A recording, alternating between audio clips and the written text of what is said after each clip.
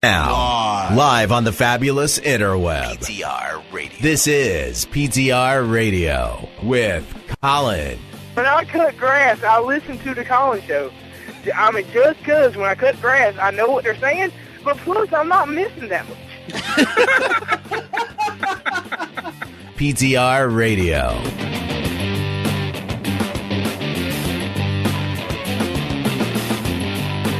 And good evening, everybody. Welcome to another edition of PTR Radio here on the fabulous interweb. That's right. It's been a whole 2 weeks. Who'd have thunk it? I know I didn't. Last night, I was like, show tomorrow. Got to watch 2 movies. I thought that at 8:30. Oh. Oh, man. That's okay, because I was up until 1 anyway. And then I had to wake up early. I suck. Reflected by my new haircut. Yes. So, yeah. All right. Anybody? That looks like an easy to take care of haircut, though. Okay, so let me ask you. Uh-huh. You can guess which one this is. Is this haircut A, result of a bet? B, my wife wanted me to change up my style and act my age? Or C, I told the barber the wrong clipper setting? I'm going to go with C only because I have done that myself.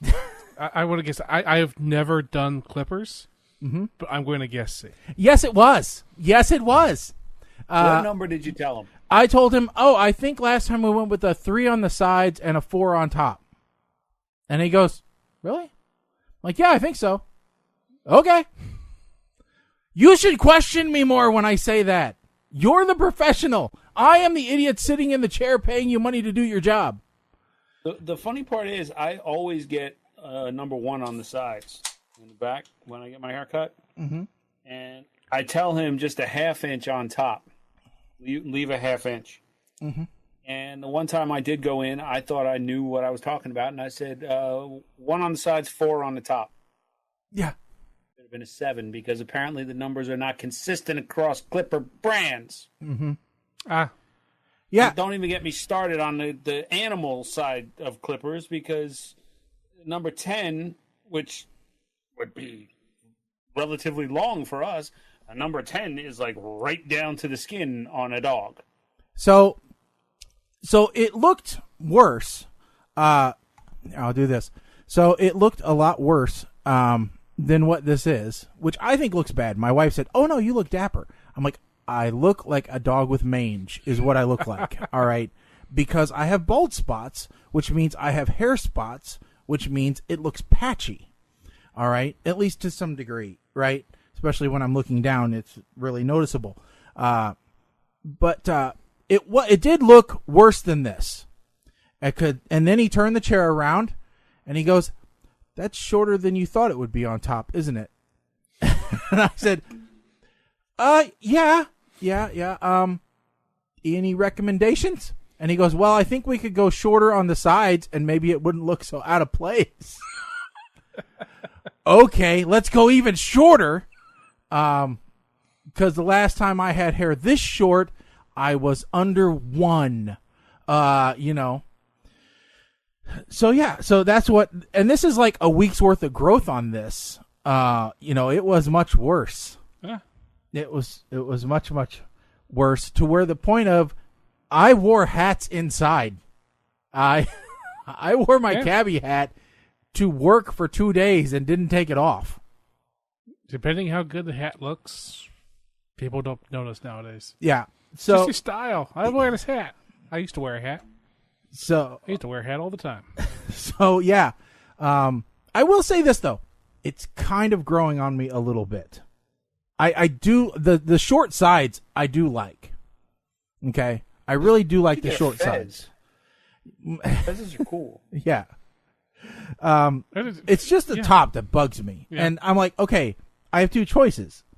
I could either shave it completely off, and just be bald, or I could keep it not quite this short, but I could keep it a little bit, just a touch longer, and it wouldn't look as bad. Because honestly, with my longish hair, I realized it did not look very good.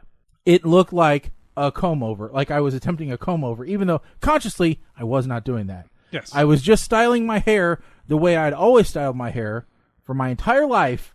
It just so happened that it was covering up where hair wasn't anymore. You should just instead say it's a mistake. I have the solution for you. Okay, go ahead, Mike. I have the solution for you. Okay. Is it a Floby? Because I need a Floby. A Guy Fieri hat? Yeah. Yeah, that might fix it, at least temporarily. I should just say that it was a reset. Yeah. You're resetting it, and then you're going to see where you want it to go from there. The funny just like part, a doctor. The funny part was I had to run by my mom's anyway after I got my haircut. So I ran by there, and she went, "Oh," and I'm like, "That's not the response your mom's supposed to give you." You know, it's supposed to be a caring response of, "Oh, what happened?" Not "Oh." And then I went, "Yeah, it's not what I wanted, but it's what I got." You know, can't put it back on once you take it off. Unfortunately, they haven't come up with a good glue for that. You know, then I came home and the wife was much more accepting of it than I was.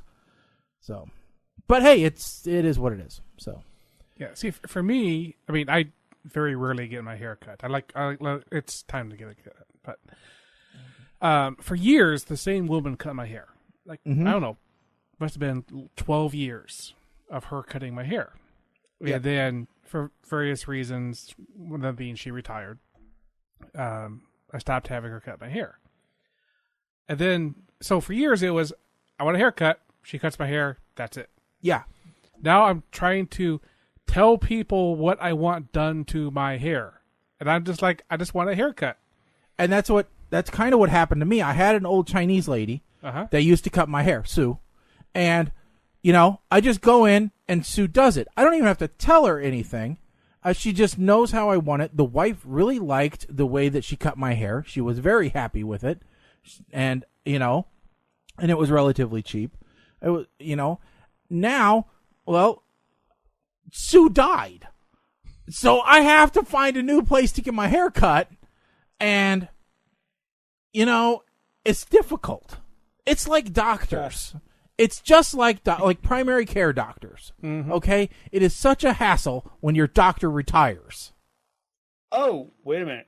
I'm sorry. I have a better option for you. Okay. This is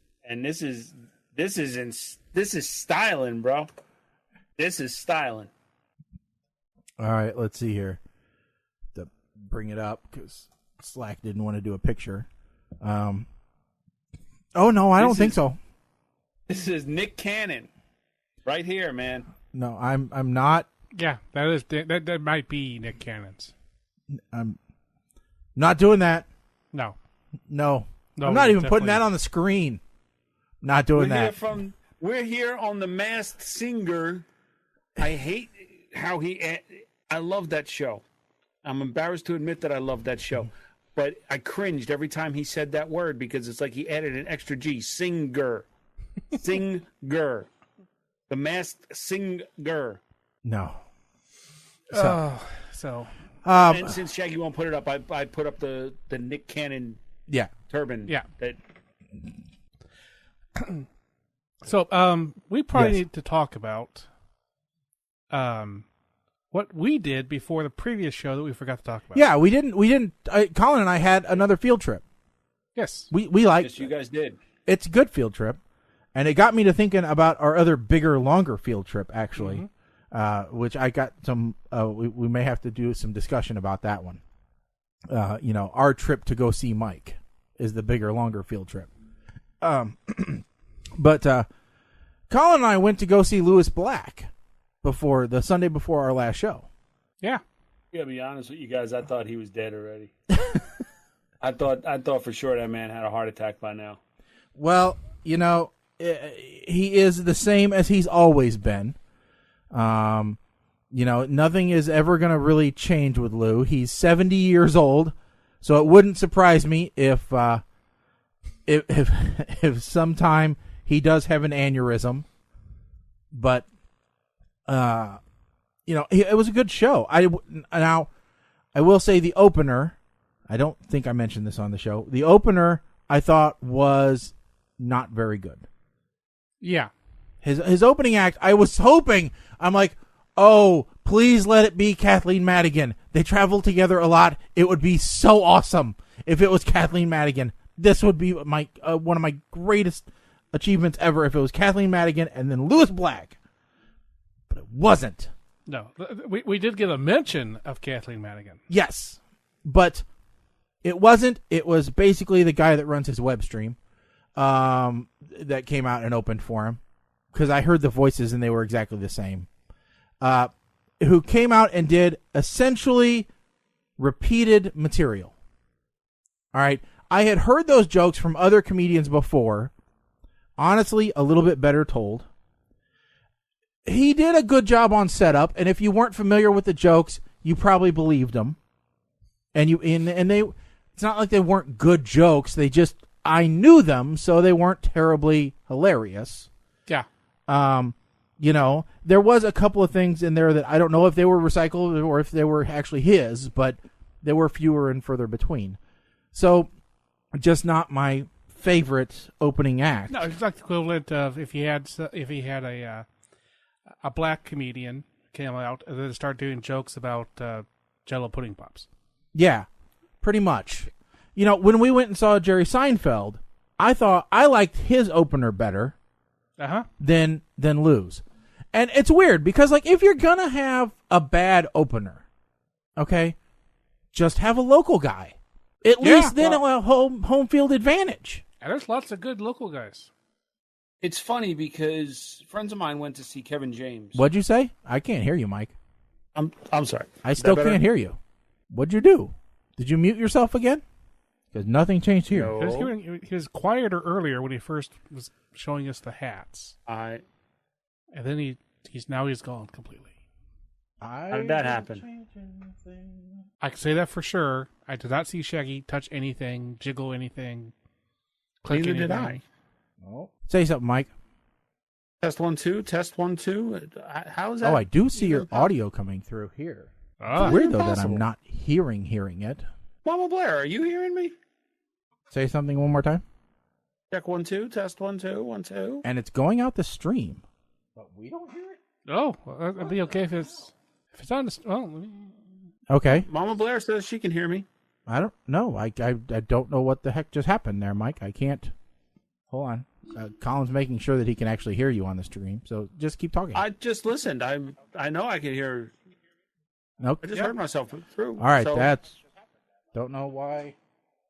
yes, you are definitely on the stream. Okay. Well. Oh, hold on. Say something again. What did you do? Did you kick something? Literally, I pushed a plug in less than an eighth of an inch more.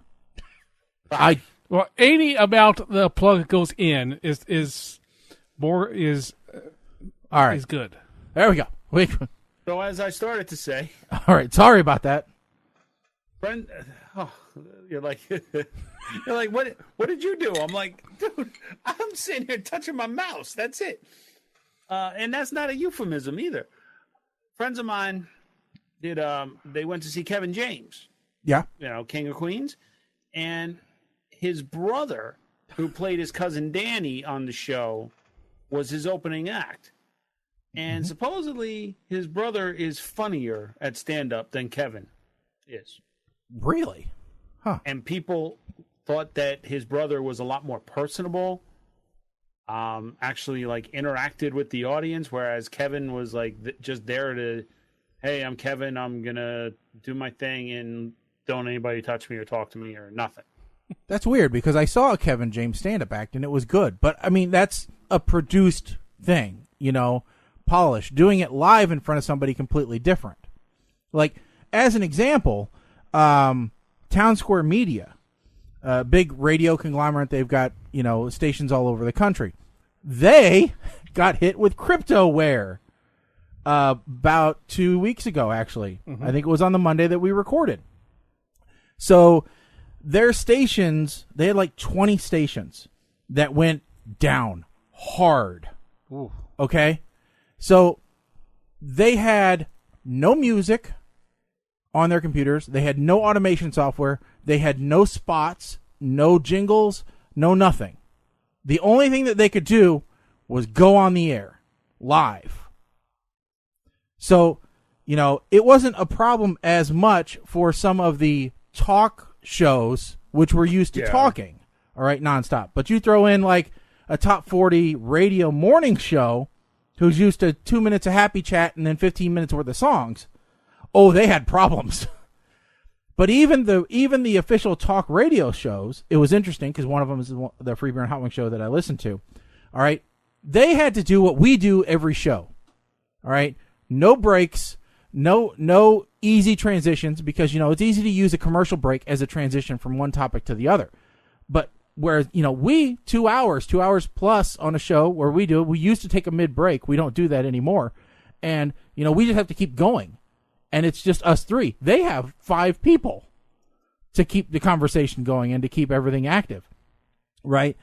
And so it was interesting for me because I got to listen to the recordings afterwards, trying to hear these professionals do a long-form morning show with absolutely no crutches, all right? And then contrast that to us. Oh, Lord. Okay. I was with you until contrast. And... Honestly, we're not that bad. We're pretty darn good. I'd say we're a C+. Well, we've been doing it long enough and we don't have broadcasting degrees, so I should hope, Jesus, there's got to be improvement at some point. Holy crap, just law of averages. So, to the two of us, we've now seen Jerry Seinfeld. Mm-hmm. We've seen Louis Black. We've seen some other comedy things from other people, but those are the two we've now seen. Dylan Moran, I thought was he was a big name, yeah. Yeah, but I think one thing was interesting about both Jerry Seinfeld and Louis Black is that they are both very good at working on the fly. They're not just going up and regurgitating the same stuff every time. Yeah, they do. They maybe they have a prepared set, but they're fine with deviating from the set. As an example, Louis Black at the end of every show, rather than coming out and doing an encore set, he comes out and does a segment called The Rant is Due on every single show. And it's submissions from the audience, so it's kind of an interesting topic. So what he does is before the show starts, they give you a website that you can go to and you can post your rant. All right. And then at the end of the show, Lou goes through and he reads those rants and kind of breaks them down a little bit and adds a little twist to them or whatever. And then basically regurgitates those, with his spin on them a little bit. So some of the ones here were like, it only makes sense that Springfield has a Prairie Heart Center, cardiac center, because our town food is the Horseshoe, which is a hamburger covered in fries, covered in cheese sauce, And then, we didn't talk about this last time, but because I wanted to confirm that he wasn't always doing this. Mm-hmm. And so I have found confirmation. In the show, Seinfeld did 2 shows, and in the show that Shaggy and I was at, someone in the audience actually, when Seinfeld paused for a second, somebody in the audience shouted out a request for some bit that Seinfeld hasn't done in years. Yeah, it's like a 20-year-old bit that he did. It's called the Halloween bit. And so Seinfeld, makes fun of the guy, and then he decides, just for the heck of it, he does the bit. A bit he has not done in 20 years, he does word for word the entire bit. He still had it memorized. Yeah, I mean he struggled a little bit, but he made it fun because he made the audience fill in the gaps, And he started off as, really there's a lead up, then there's a joke, and then there's a follow up. He goes, but okay, we'll just do this. We'll do it right now. So, I mean, it was, and I can see where good comedians have to learn how to deal with that because, like Lou had to deal with a couple of hecklers, and I was really surprised one guy didn't get thrown out. Yeah. I think it was like I love one more from getting thrown out. We're on that level. I call him Lou. Yeah. Cool. Well, it's better than Mr. Black. But so what other going on now on a different tangent? Mm-hmm. So one of the things Shaggy and I discussed that I thought would be good show materials. We're discussing what do we do when we're having trouble sleeping. Yeah. How do you when you need to go in and you need to reset your sleep pattern? How do you reset? Because we all have things that normally every night you go to sleep just fine. But every once in a while you get into these like insomniatic spells or like sleep interrupted spells, and you've got that go-to move that resets you back into the right groove. Or at least for me, that's how it works. Like right now, I've been waking up at like 2:00 in the morning, and then I'll wake up a couple more hours later for some strange reason. It's not very long. It's like 5-10 minutes, and then I'm back asleep again. But it interrupts your sleep. So what I have to do to reset, and to stay asleep and to get myself back into the regular sleep rhythm that I'm used to is a little odd, but I go to sleep listening to comedy routines that I basically have memorized. Okay, so Kathleen Madigan, I have all of her albums memorized. Lewis Black, I have just about all of his albums memorized. Christopher Titus, I have almost all of his albums memorized. All right, so I can pick any one of them.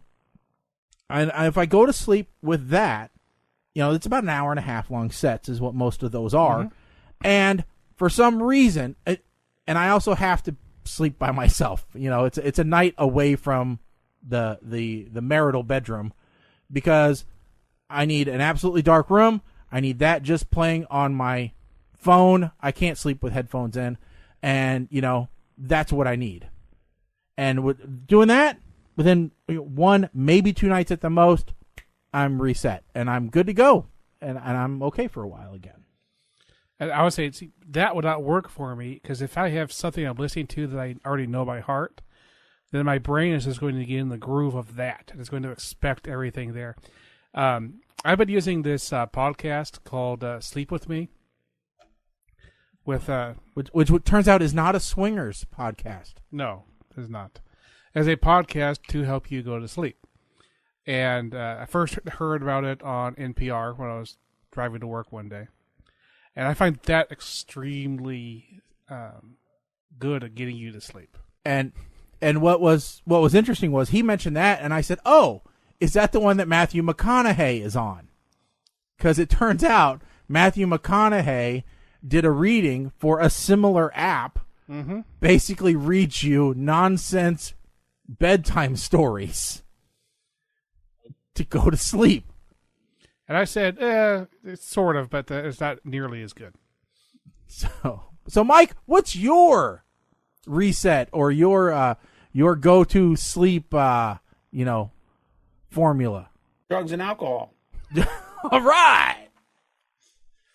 Combination of... Look, either not at the same time, one or the other. If I'm having seriously, like the last couple of nights, I've tossed and turned, and okay, so my Fitbit, I wear this stupid thing, and it tracks my sleep, and I wake up in the morning, I'm like, you lie, because I remember looking at the clock distinctly, staring at the clock. Apparently, laying still is enough to qualify as sleeping. Yep. Who knew?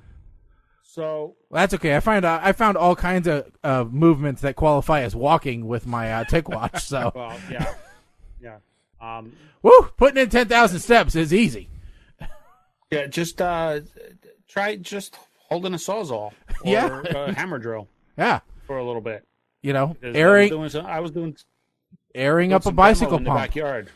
Yeah, I have to rebuild part of my deck in the back. I was pulling up the old deck boards, and yep, 10,000 steps easily. Anyway, yeah. No, so the last couple of nights I've been tossing and turning pretty much all night long, and I told Kim tonight. I said I need a pill tonight, and by that I mean diazepam, just to shut my mind off so that I can go to sleep. Because 9 times out of 10, when I can't sleep, it's because my mind is racing on 7,000 different topics at once. Yeah, mm-hmm. And usually it's set off when I go down the YouTube rabbit hole. So that's what happens like during the work week if I need to reset.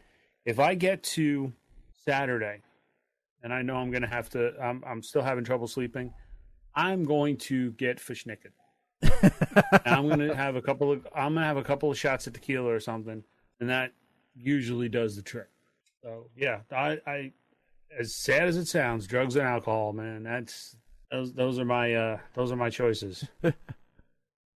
Well, at some point it's like whatever will work. It's sad, but it's true. I have friends who are like, yeah, melatonin, or melatonin. I laugh in the face of melatonin. Yeah. Now is diazepam? I got this stuff off of the Valium. Okay, I didn't know if that and Lunesta were the same or not. I didn't know if she had to lock you in a safe room because no, I've never tried Lunesta. I've never tried what's that other one that people have ridiculous, crazy dreams on? You say heard of Lunesta. Yeah, Ambien too. Yeah. Never had any of those.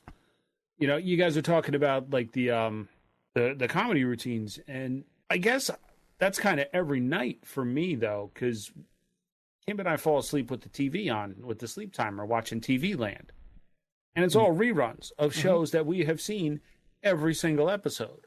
Yeah. So sometimes you'll get that show that comes on that, okay, I know this episode, so I'm going to stay. If I'm awake, I'm going to turn my attention to the TV because I want to see that scene. Yeah. In this episode, but 9 times out of 10, that doesn't happen.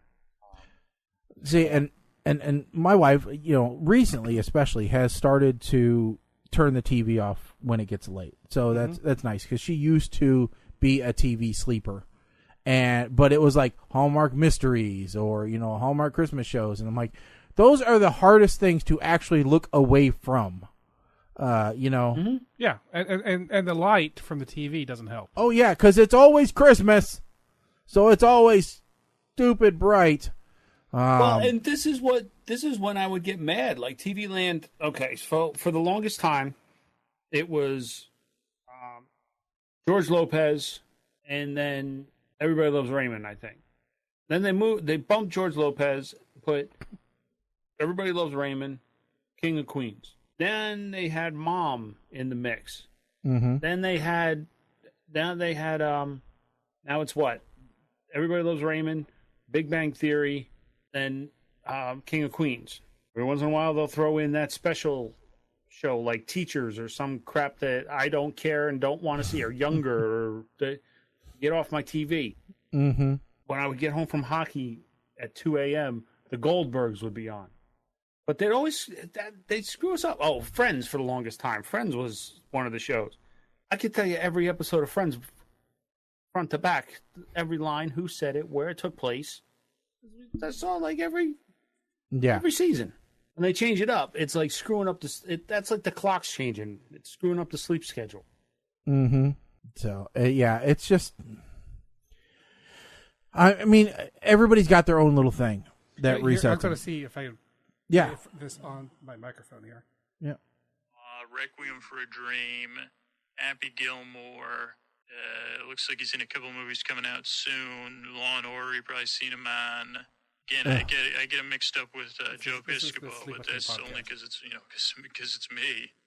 Oh, Jesus. Let's see. I lost my list. We're back in the bridge. That's just annoying. Okay, so I'm going to tell you, I now get it. It was a long time ago, back before we started PTR Independent, where I joined the show, and I was still doing the 8-Man Cometh. Racist Dave's wife used to tell me that if she couldn't sleep, they would put on my show. What? No bigger endorsement than I put on your show to fall asleep. Yeah, I'm sure the Colin show. I'm sure is extremely effective. But this guy spends he spends 20 hours an episode. That's why I said it. Yeah. Because I'm like, wait, that don't sound like McConaughey. That sounds like, good Lord, I could just read that one wasn't McConaughey. But that was not McConaughey. I could probably just grab like articles from like Boing Boing or something and read them and put them out there as a podcast, and people will go to sleep to it. The reason that podcast is so good is that he is almost interesting. Here is a clip of McConaughey's. Hopefully this. Well, hello there. I'm Matthew McConaughey, and tonight I'll be reading a special sleep story called Wonder. Before we begin, as you settle in under the covers with your head easing into the pillow and your body sinking into the mattress, and you thinking about your wonderful Lincoln. Yeah, I mean, that's just... Oh. Yeah, I don't know. I don't know that I could listen to McConaughey while I go to sleep. What's the thing? Because I'd just be looking for him to go, all right, now you're asleep. You know? Oh, all right. Moving on. Yes, we got to get to some the topics. The lights are out. The lights are out. The moon is up. Now go to F to sleep. All right. All right. Go ahead, Colin. Seriously, for anybody who's having trouble sleep, try any of these methods. Yes. Maybe not the medicine method. Well, you can try the medicine method if it works for you. So that's not if it's doctor approved, you know. Well, it's doctor approved as a non-long-term solution. Yeah. Yes. Don't try the binge don't drinking follow the method. Mike school of thought. There, it's not. Or if you do, don't follow the Elvis version of waking up as well. Well, we know those two don't work well together. So, all right. Moving on. Okay. We have 2 school-related stories. I want you to pick one, either topless teacher or principal keeping kids in school.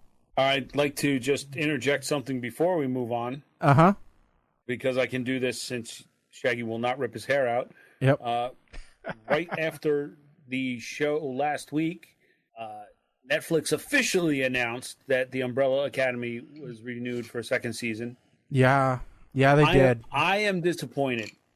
That it was renewed because they said all of the cast are coming back to reprise their roles, which means they're not going to be younger versions of themselves. No. Which, when they said all the cast, they included the children version actors. Oh. If you read that, they included everybody younger and older in that announcement. So they may flip the screen time of them, you know. Mm-hmm. So that could answer your question. Now, younger monkey. But actually, we'll take a short sidebar here. In other streaming news, thanks to Disney's profit or shareholders meeting, we now know more information about Disney Plus, and we may have to add it to our double feature movie review list because I think I'm going to be forced to subscribe to it if it really is $6.95 a month, which is what it's currently slated to cost. Because they're trying to undercut Netflix in price and do better than them in content. Now, the content is questionable, but people are complaining that they shot themselves in the foot because they announced that there's a Loki series coming out, which means Loki isn't dead. All right, there's a black. Yeah, I know, shocker. We already knew Tom Hiddleston's contract, so it's not a friggin' crazy thing to know. They also said that there's a Black Widow and a Hawkeye series that's coming out on that as well. So whether they actually star the movie stars or not is questionable because it depends on the time frame that they're going to do those in. And there is a Falcon one as well. So people were pissed because they're like, well, we know all these characters are going to live unless they're going to do prequels of all of them, which would just be silly. Yeah. Well, we already know that. Well, all right. So, yeah, but Disney, they have a very big back library to work with. Yeah. Mm-hmm. And slowly you're going to see a lot of this stuff just start to disappear off of other streaming services. Oh yeah, as the contracts are up. So yeah, they're just not going to renew with Netflix. Like all of the Marvel movies that are on Netflix now, eventually they're just going to drop off and they're going to be on Disney Plus only. I get that. So in time, will I Will I subscribe? Yeah, Probably. I'm thinking, I'm like, okay, maybe I dump Hulu and get that. Since right now I'm still a Hulu I don't have subscriber. Hulu. I have Netflix and I have Amazon Prime. And to me, Amazon Prime Video is not actually a subscription video. It's not it's an a side expense. benefit. Yeah. Prime Video is just an paying, addition.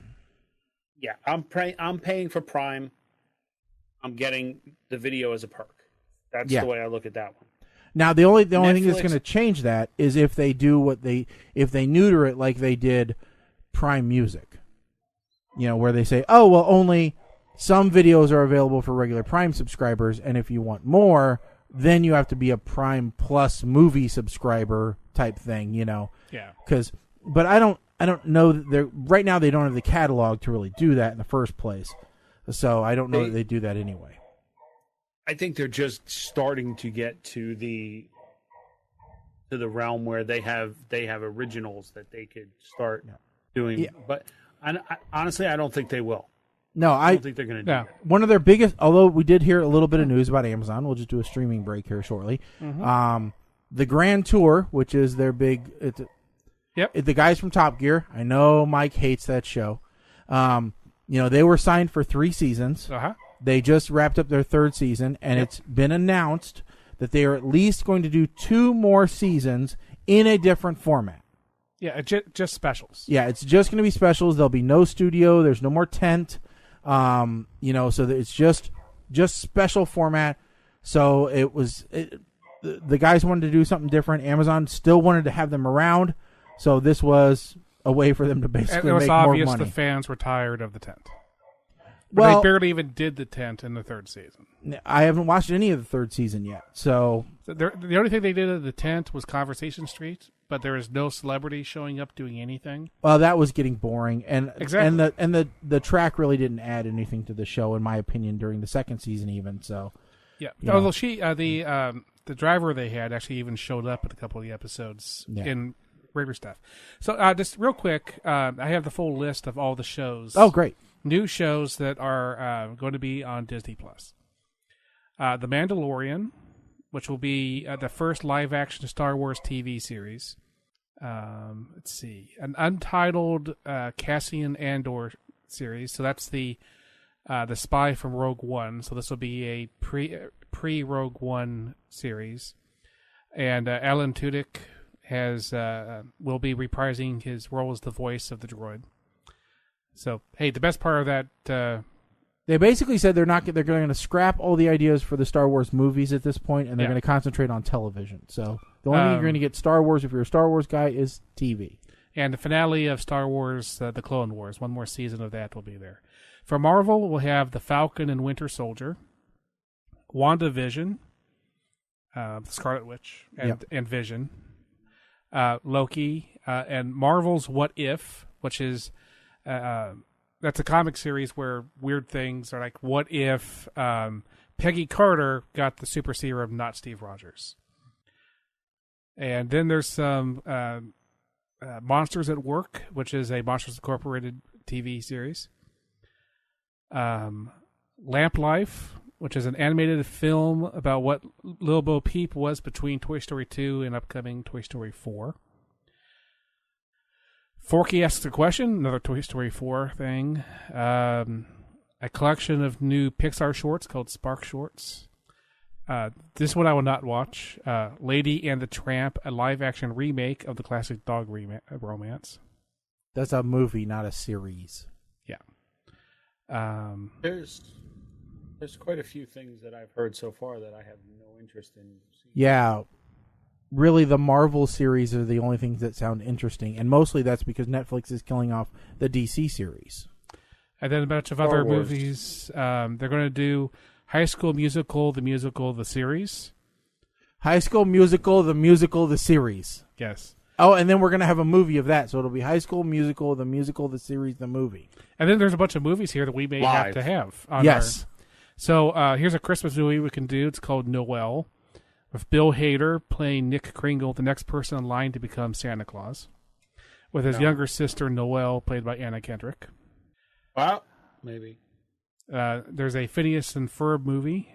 Okay, I kind of like Phineas and Ferb. but in short doses. Let's see. There's supposed to be like a live action Kim Possible that they're coming out with that I thought was for Disney Plus. Which is funny because they already had a live action Kim Possible movie. Yep. The World According to Jeff Goldblum. Jeff Goldblum will reveal the hidden stories behind common, well-beloved things like ice cream and sneakers. Are they turning his hotel travel website commercial into a series? Is that what they're doing? That's my guess. Or Apartment Finder or whatever that is?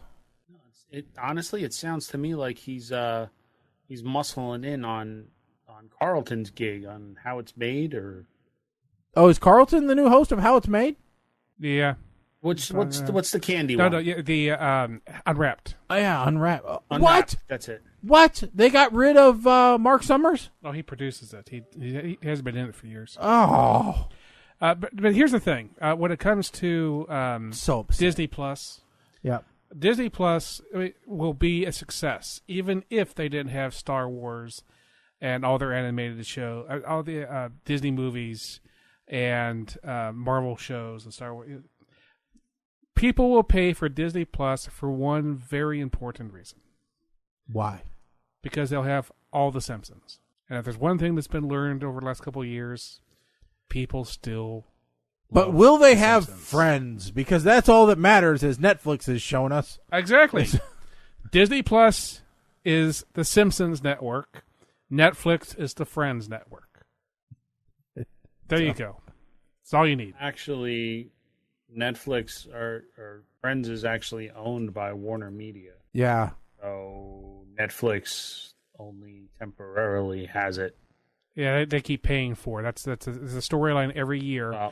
How much money is Warner Media going to make them pay? Actually, yeah, Simpsons is Disney because that's Fox ABC. So, yeah. Now, the interesting thing is it actually became more likely that Netflix keeps Friends because I guess there's a I don't know the connections. AT&T and Warner Media have some connection. I haven't kept track. AT&T owns Warner Media. Okay. Today, AT&T sold their stake of Hulu back to Hulu, which basically means to Disney. So Hulu is now almost exclusively Disney and Comcast. Mostly Disney. So yeah, so I don't know. I don't know how that plays into anybody's hand here, but no.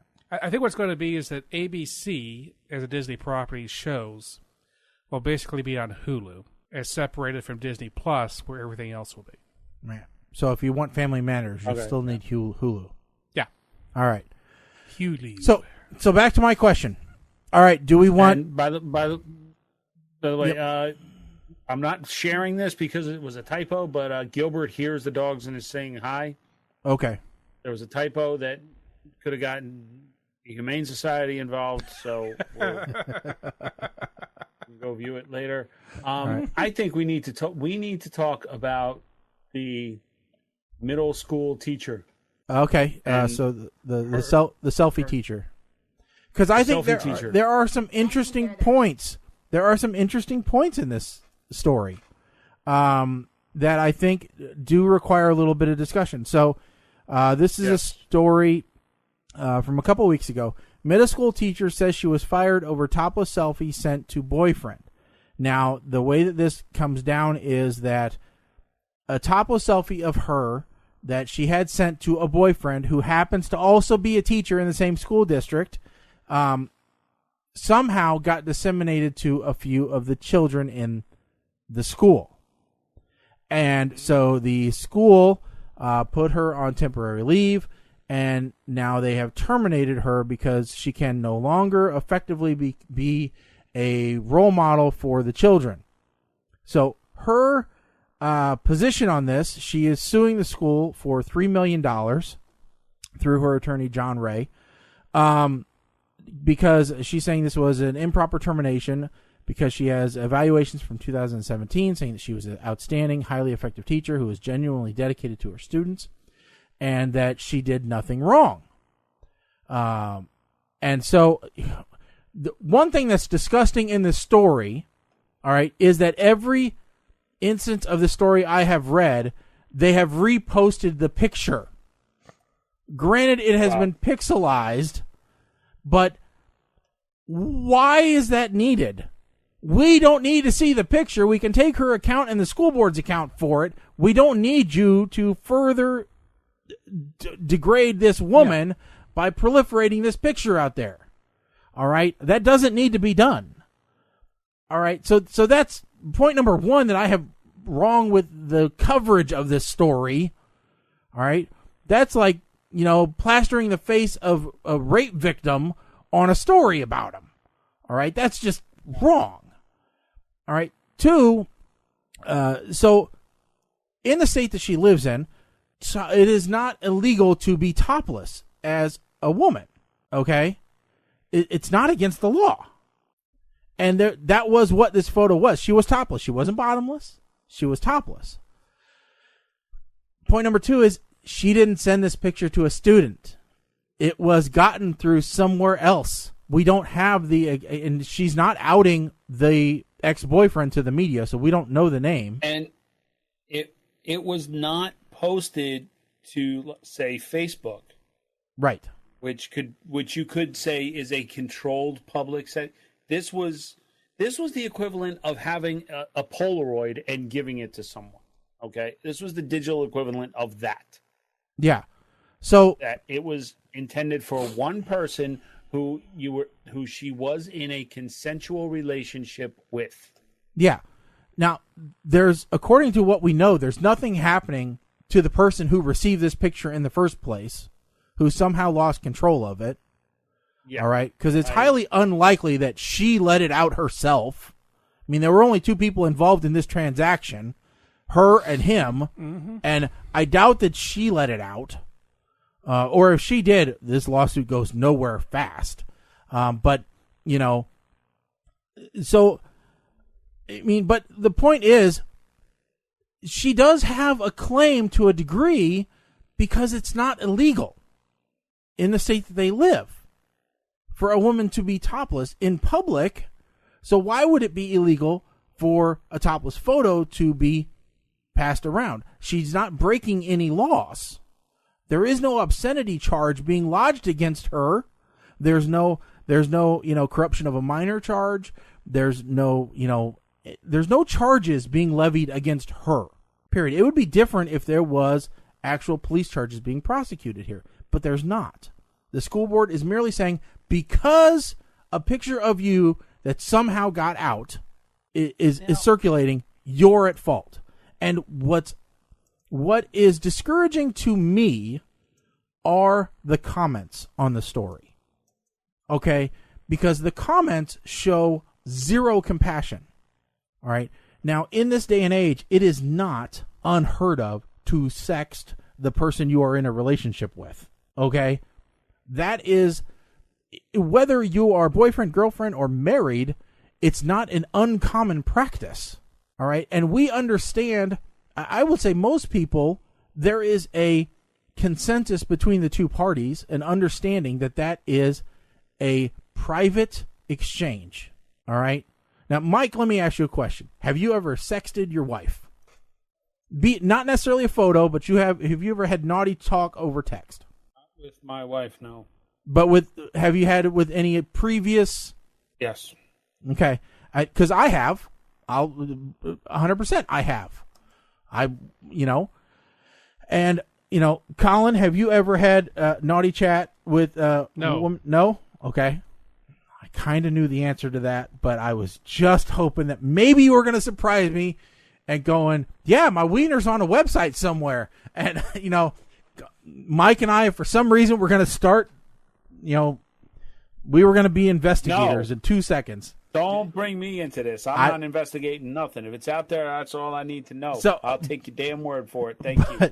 Yeah, you go out investigating by, going out and playing golf with, I guess he's still in prison, but. So, you'll figure out who killed Nicole and, find my picture. I mean, it's just, it's wrong that it got out but it is not this woman's fault, and I don't think she should pay for something that, I'm sure it's traumatizing to her.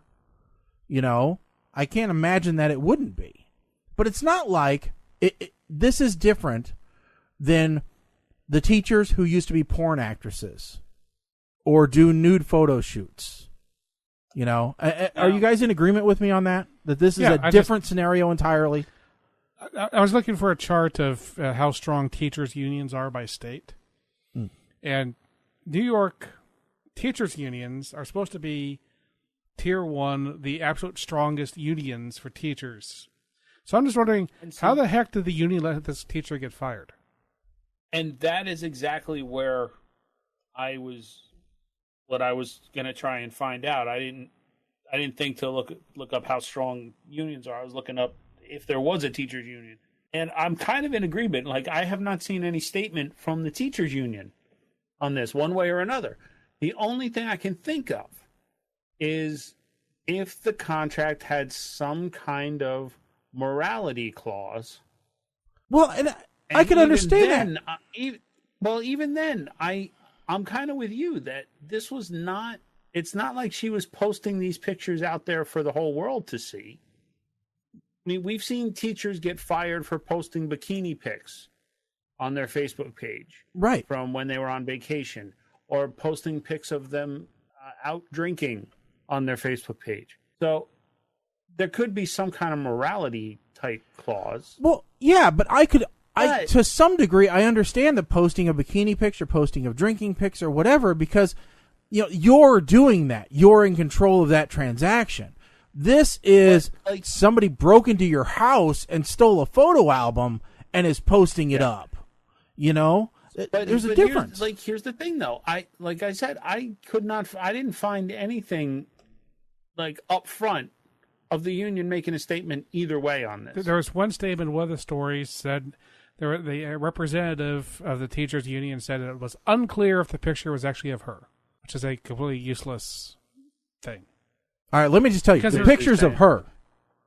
I can tell you the pictures of her. Yeah, that's a useless comment. Thank you, teachers union.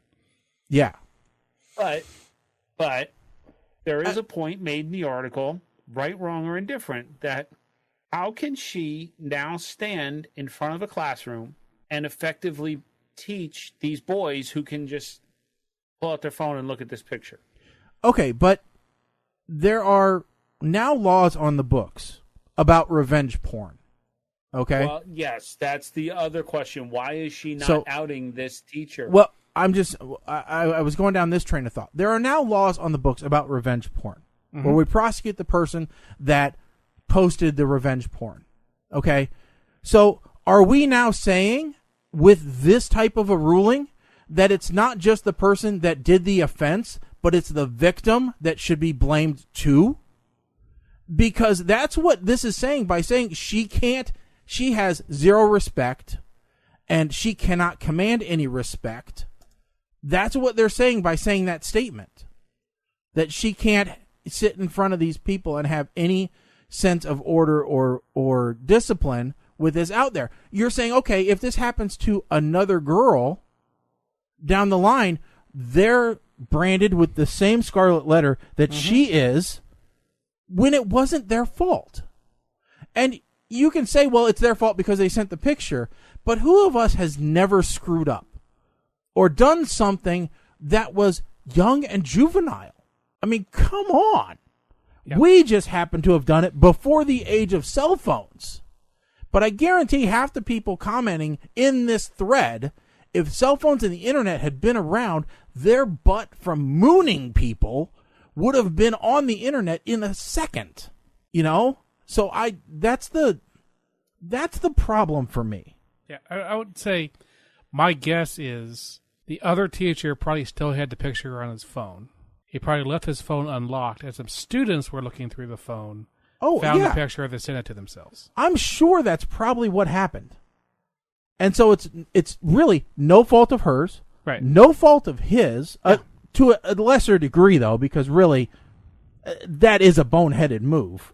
To keep the picture at all. To keep the picture at all once the relationship is done, and to leave your phone unlocked without securing it. I mean, come on, we go through a state, mandated security practices site, test every year, and that's one of the things on there. He probably unlocked the phone because some kid wanted to do something on it. But but it would be the fault of that kid, and they probably know exactly who it is because if they look on the sent information on the phone, it's probably I went to gym. Yeah. So I don't know. I don't think firing this woman is the right answer. I don't know that paying her $3 million is the right answer either. But I know that the precedent they're setting is wrong. Yeah. And she is right. It is sexual discrimination, and she might be able either give her a jog back or give her the $3 million, one way or the other. Because, like I said, it looks on the surface as a lay person like she has plenty of legal ground to stand on. I agree with this, and I'm. It's very disappointing. Like you said, it's a very slippery slope. The problem here is I feel like she's being made an example of. Oh, yeah. Because like you said, no other names are being brought up here. And that's the part that's very disturbing here. Why did it have to happen in the first place? Their excuse was, well, what happens if you have a room full of boys and they're all laughing, looking at a picture of you on their phone? And the answer is, you give them all detention and make them delete the picture. Well, let's put it this way. Our first lady was a lingerie model. Okay? That's where our country is at right now. So are you telling me that this woman having a topless photo out there somewhere is going to restrict how high up she can go? I don't think so. We have an orange potato as a president who we know had fun times and paid off the women. So, Slippery slope. Move on. That's right. Slippery with gravy. So the next thing we'll be talking about is airplanes dropping water on a burning cathedral. Oh, God. So let's just move on. Okay, so I'm going to talk a little bit about this subject of the slippery slope and the bad conversations. Yes. Okay. I have two examples of conversations you shouldn't have. All right. One of them goes back to an article which is actually on our website, ptrradio.com, which you should look at, which is it toilet time or toilet etiquette or something like that. But anyway, it's the rules for bathroom. Okay? So we have certain rules that you should abide by when you're in the toilet. Okay? That they're pretty simple. I mean, it doesn't take much. It's toilet talk is a segment. So potty policies. No talking on a cell phone, no talking between stalls, eyes front, no peeking, allow one urinal separation, et cetera, et cetera. So we have 10 different rules for potty policies. At work last week, all right, I went in to use the urinal, as sometimes you do. Two men happened to be occupying the sit-down stalls in the bathroom. Now, at first, I thought that they were talking to each other. Because I heard one guy say, yeah, that's the problem with building smart cars. Now, I didn't hear anything coming from the other side. Turns out the guy was on his phone. And he was talking about how we shouldn't be making robots so intelligent because they could take over. He was going like full Matrix conspiracy theory while on the crapper. Wow. Okay? And not only that, but he was using the handicap stall. Now, forget the fact that he actually had a wheelchair, but that's my stall. All right? You hobble into the regular one. Us fat people, we need the handicap stall. All right? So I quickly finished up, washed up, had no concern about blow drying my hands, making noise there, because I figured whoever he was talking to deserved to know that he was in the bathroom talking on the phone about the robots taking over the world. I actually thought he was on the phone with a radio show. And I'm glad it wasn't PTR Radio, because we have better listeners than that. They don't call when they're in the bathroom. Most of the time, they just don't call. Which is fine, because I don't think I have the phones up today. So that was one example of poor conversations. The other example is I went down to Missouri to visit relatives again today, or on Saturday. Mm-hmm. And so that's about a 6-hour round trip. So we spend about 3 or 4 hours there because it's such a long drive. Well, the last 2 times, my lovely wife has decided to go with my aunt to a meat store, which is an hour away. So her and my aunt and my cousin leave to go to the meat store that's at least a 3-hour trip out of a 4-hour visit. And I'm left there talking to my grandpa and his new wife, struggling for a conversation. And Lord. When we left, which was about 20 minutes after they got back, I said, thank the Lord you came back, because I had run out my very limited knowledge on firearms had been completely used up. And we had already had a discussion about politics and religion, to which don't necessarily see eye to eye on. But I kind of bluffed my way through. I was going to say, you not seeing eye to eye when it comes to politics and religion, I'm not going to believe that 1 second. So, for the most part, I am down the middle. Mm-hmm. I may lean a little bit towards the liberal side, but I like to think I'm fairly down the middle. As we've discussed before, I'm more about personal responsibility than anything else. And logic. And Logic's important. The party of common sense that we always want. Yeah. Right? Well, one of their friends came and visited, and he's who really wanted to talk politics. He has homemade Trump bumper stickers. Homemade Trump bumper stickers. Wow. Yeah. All over the back of his car. I mean, like plastered. Like you can barely see the turn signals. So you can imagine how stimulating the conversation was when we started talking about welfare benefits and illegal immigration. Oh, boy. And sanctuary cities. Two things I do not want to discuss with people that I barely know. How great Trump is, and how terrible Trump is. Yeah, I don't want to... The two classes of conversation that I do not want to have with random people. You want to know what my standard response was on just about every topic he brought up? Well, I see where both sides really have their points, and if we could just go down the middle, I think everybody would be a lot happier. I don't remember what this was an actual response to, but it feels relevant. I'm just gonna have a button to share this. Keep sharing this. Because seems a little dangerous for many reasons. Was the text? Listen. So, was there alcohol there? No. No. Oh God! So this was like a triple threat, because usually at that point, I'll just be sitting there, and if I want to get out of conversation, I'll be like, "This is some damn good beer,"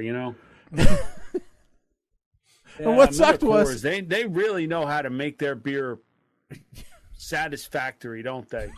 Yeah. I mean, it's anything.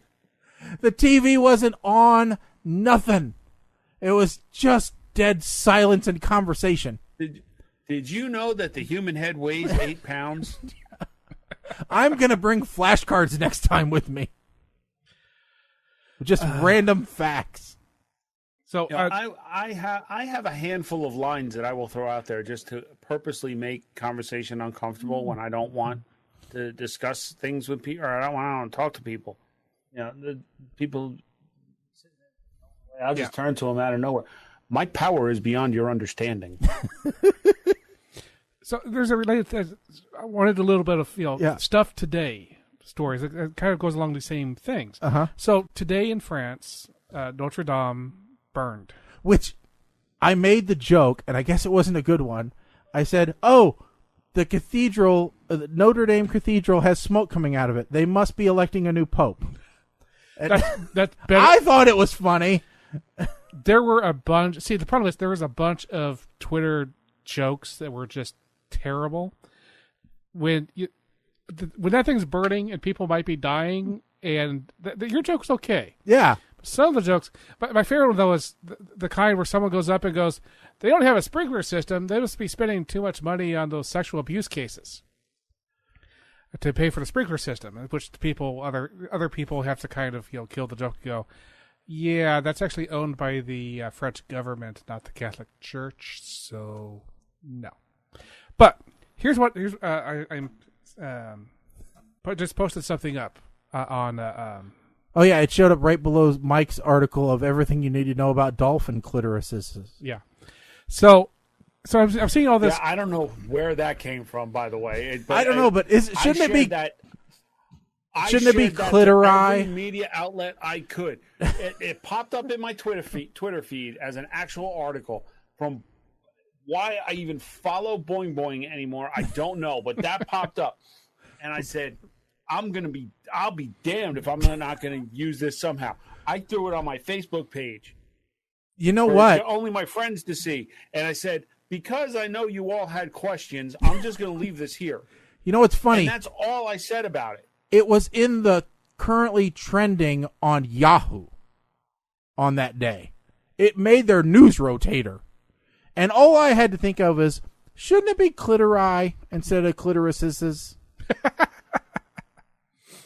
I just want to know the proper plural, But all right, so Notre Dame's burned down. I see these random things on Twitter where some people are saying stupid things, some people are saying jokes, some people are talking about did Muslims. Oh, it's too loud. The Muslims burn it down, all this stuff.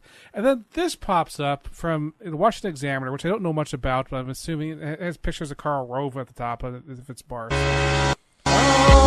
Shut up, stupid. Okay, so, that's tab. You. Okay. Yeah, it's Shaggy. So I'm assuming that this is not a left-leaning paper, but they in the middle of the thing burning down, they put up an editorial opinion that the U.S. should pay 17.83% of the reconstruction costs of Notre Dame. I was looking at this going, what? You have an entire written thing here talking about what France has done for us in the past, saying we should pay 17.83. What? Are you referring to a year? Is it supposed to be like in 1783 France helped us of something? I don't. There's just the amount of random crap that I was going to say the 1783. 1783. Have you not? I guess you didn't read the article because maybe they added it after. But 1783 was the year the Treaty of Paris was signed and Great Britain I see it there. Yeah, the independence of the United States. Right. So either way, did anybody forget how there was a huge movement in the United States to no longer refer to it as French toast and French bread and French fries? That's why we got freedom fries. Freedom fries, freedom toast. Yep. Freedom bread. Well, maybe not. No, it's never been freedom bread. But why not like 18.75%? Because that was the year that the Statue of Liberty was built. And that was given to us by France. I'll tell you what. I would tell you what, friends.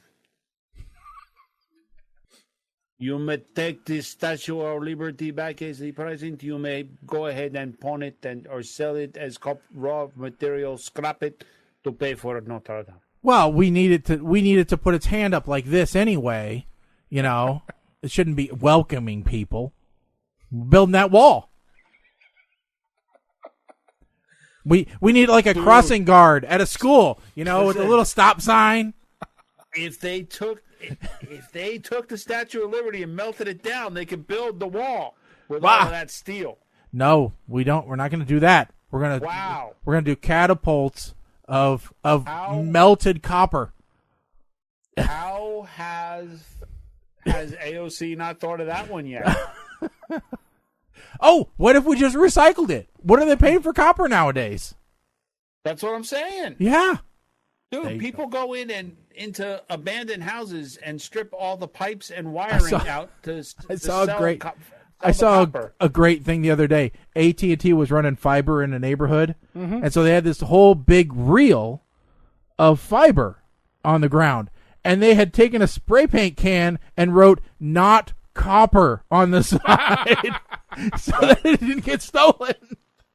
This is made of glass. It ain't worth anything except to us because we paid a lot for it. All right. Speaking about fun captions or bad captions, we need to talk about the Mason County Sheriff's Department because this was hilarious.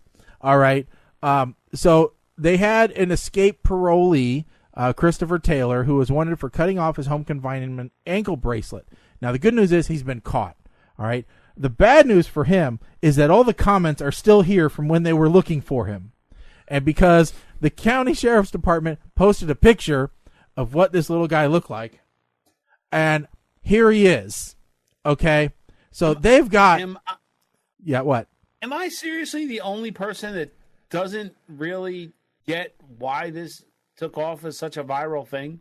Well, it's because he looks so small. I mean, he looks like an Oompa Loompa.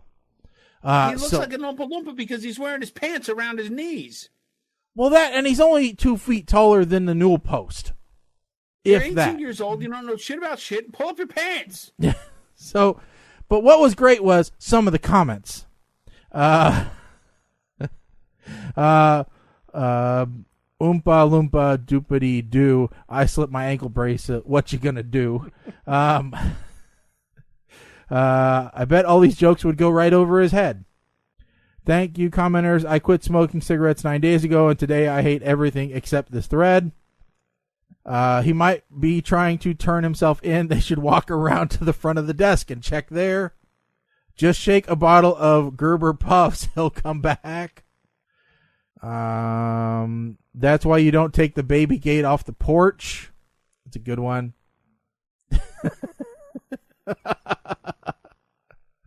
No, seemed fitting because, he's little. You'll never catch him. He's the gingerbread man. That was a good one. He's been on the run for a week and hasn't made it off the deck yet. Where is this guy? Where is this again? Okay. So this guy kind of reminds me of like the modern day Icy Hot Stuntazz. All right. They were like one of the original viral memes that. I'm looking at. Okay, so you're talking about. Oh, come on! I just want the stupid picture. You dumb browser. So you're talking about those guys. Yes, but like I love the. So yeah, he does look like he's like an excommunicated member. He's Donnie. He's the Donnie Wahlberg of that group. Yeah, these guys. See now this image here, because we used to make fun of these guys all the time because they got a little bit too crazy with their sparkle embellishment in Photoshop to make their gold chains look that much, and all of their fake stuff look that much more pimpin'. Oh yeah. I just I don't know. I was more. The comments were hysterical. I gotta say that part. Man, y'all leave Cotton Hill alone. He ain't got no shins. He lost his shins in the war after he killed 50 men. How about a little respect? But Lieutenant Dan, you ain't got no legs. I was gonna say this guy looks like he may be like Wee Man from Jackass, grown up a little bit. What gang he in? 7 Dwarfs. Check the He-Man Woman Haters Clubhouse. Just wait until he eats a mushroom, then he'll be full size and make y'all pay for poking fun at him. He's known to have a short temper. He never ran, homie hiding in the garden, standing still with the other gnomes. He attempted to strike the arresting officer in the face, but connected just above the waist. Always good ones. So, I just love when I love when the police ones go viral. Those are my favorites because yeah. Okay, so let's cover one more before we get to our movie reviews. We've got 2 movies that Mike was super excited about for this week. Let's see here, Mike. I was too excited, I will admit. Yeah, I think you were. Now, do you want to talk about your slavery reparations, or do you talk about your dolphin clitorises. Those are the two. It's funny enough. Those are the two segments that you posted for this week. You get to pick. No, you only pick between those two. Pick between those two. You got to tell us an encyclopedic knowledge. I truly don't think I can talk for 5 minutes about dolphins. So let's talk about Spartacus Booker here. Oh my God, I don't understand.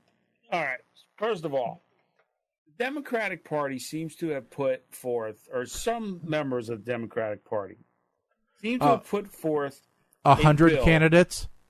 Well, yeah, let's not even go there about how many damn candidates they got running for president. I mean, I actually posted this up into the list for the white sheet, asking the question if the Democrats are really actually trying to lose this upcoming election. Because I have not heard a single one of the candidates that seems to make any kind of sense. Yeah, we got one guy who's talking about giving every American $1,000 a month stipend to help stimulate the economy. Basically, everybody gets an allowance on top of whatever they earn. That's Andy Yang. Don't know where we're going to get that money from. Are we charging admission at the wall? Well, AOC and her band of happy idiots that are going to try and push Bernie Sanders into office again.